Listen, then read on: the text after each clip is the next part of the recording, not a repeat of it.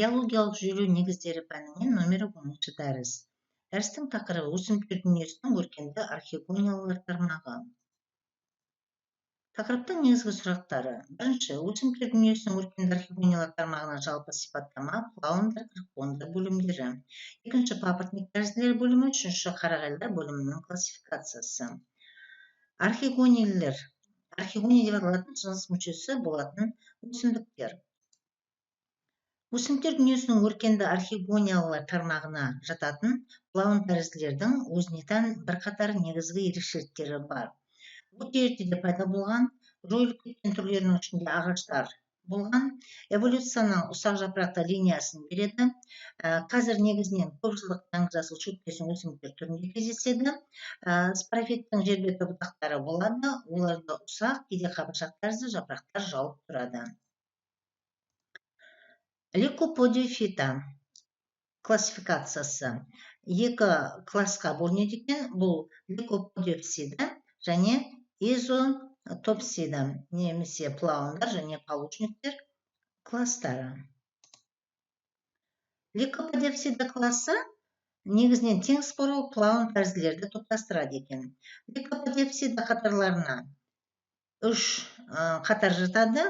Олардың екеуі жойылып кеткен. Біреуі ғана флаундары қазіргі таңда флорада тіршілік етеді. Олардың екі тұқымдасы беріледі. Трепанофикустар, бұларда жойылып кеткен өсімдіктердің қатарына жатады.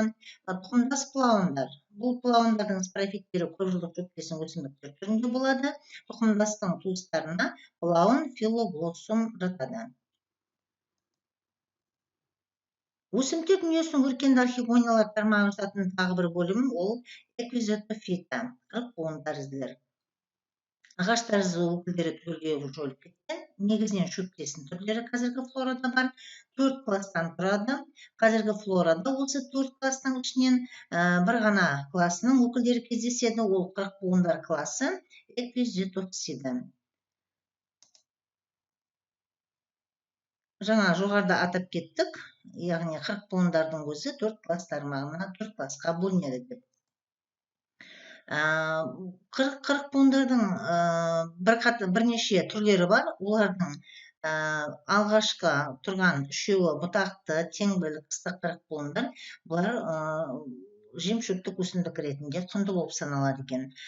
Келесі эквизотомарвензе, бұл негізінен жойылуы қиын арамшөптің қатарына жатады.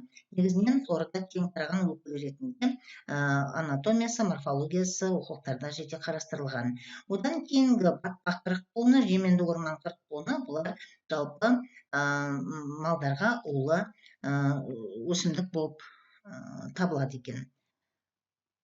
Крықпондардың маңызына тоқталатын болсақ, дәрілік өсімдік ретінде кеңінен қолданылады екен. Сабақтары наждакты қағаздың орнына да пайдаланылады. Келесі папоротник тәрізділер. Яғни көптеген өсімдік қауымдастығының тропикалық, субтропикалық, солтүстік жалпақ жапырақты ормандардың негізгі құрауыштары болып табылады екен. Полиподиофита. Ашық және жабық грунттарда сәндік бақтар өсіру үшін де қажетті өсімдіктер болып саналады және дәрі-дәрмек алуда шикізат көзі болып келеді екен. Полиподиофита классификациясына тоқталатын болсақ, ол 7 класстан тұрады. Алғашқы 7 класстың классқа қарағанда ең флорада кең таралғаны полиподиопсидтер, яғни полиподиопсида классы. Бұл полиподиопсида классы негізінен 3 класс тармағын атап өтуге болады екен бұл класстан. Полиподииттер, тең споралы папоротниктер, парселиттер, кішкене әртүрлі споралы су өсімдіктері, және сальвиниттер, кішкене әртүрлі, бұларда споралы су өсімдіктері болып саналады. Тең споралы папоротниктердің өкілі аталық папоротник дейміз, дрюптерис феликс мас.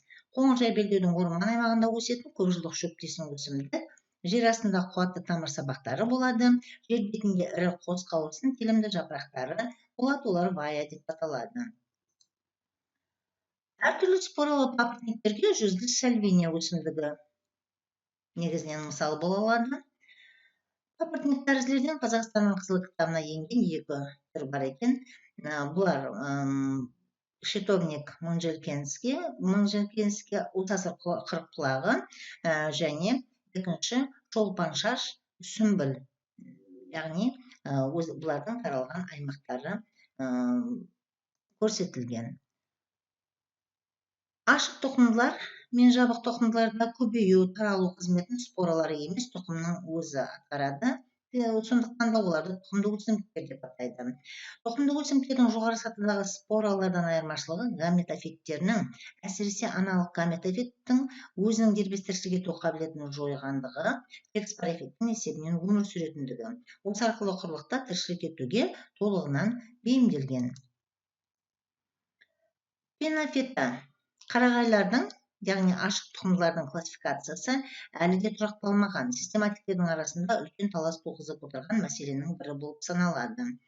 Жалаңаш тұқымдарды бөлімнің деңгейіндегі табиғи топ ретінде қарастырып, оларды 6 классқа бөлген жүйені қарастырамыз екен. Бұнда жататын класстары тұқымдық папоротниктер, лигиноптеридопситтер, саговниктер, цикадопситтер, беннетитопситтер, гнетопситтер, гинкопситтер және соңғысы қылқан жапырақтылар, бүрлілер немесе пинопситтер. Пинопсида. Пинопсида классының классификациясында өз кезегінде 7 қатар бар екен. Волцилар, подозамиттер, араукариялар, қарағайлар, кипаристер, подокарпустар және тиссалар. Бұл жерде бұрынғы одақтас республикаларда 3 қатары кездеседі: қарағайлар, кипаристер және тиссалар. Ал Қазақстан Республикасында осы 7 қатардың 2 қатары кездеседі, ол қарағайлар және кипаристер қатары. Қарағайлар қатары бір ғана қарағайлар тұқымдасынан тұрады. Бұл тұқымдасқа 10 туыс пен 250 түр біріктіріледі екен. Аса кең тараған туыстары май қарағай, шырша, бал қарағай және қарағай болып танылған. Кәдімгі шырша, Сібір бал қарағайы, кәдімгі қарағай, кәдімгі арша. Сонымен, өсімдіктер дүниесінің өркенді архигониялар тармағына лейкоподиофита, эквизитофита, полиподиофита және пинофита бөлімдері жатады екен. Әр бөлімнің биологиялық жүйелеу негіздерінде өзіндік алатын орны